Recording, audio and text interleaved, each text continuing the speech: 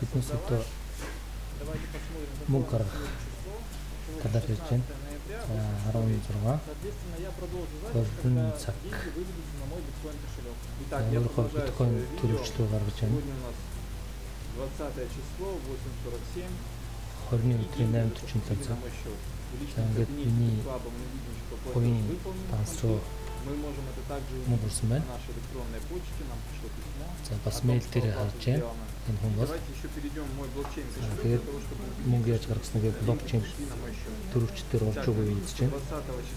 За 20-ны Bitclub-аас гарсан одоо мөнгөнд дүнтэй тэнцэх биткойн ороод ирсэн байна.